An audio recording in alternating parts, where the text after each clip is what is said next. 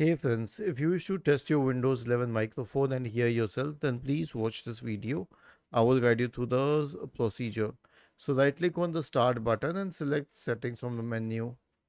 Go to the system tab on the list on the left hand side. Select sound and then scroll down to the mic section. Okay, you will notice this option here. Now click on the mic which is in use right now, and then you need to scroll down, and there is an option called as microphone test, where you can click on start test, and then you can hear yourself. Okay, when you start and stop, it will record a sample. You have to click on play to check the recorded sample. I'll show you. That's how it works. Was this helpful? If yes, then please subscribe to the channel. If not, then let us know in the comment section of the video on how we could help you further. Thank you for watching this video and have a nice day.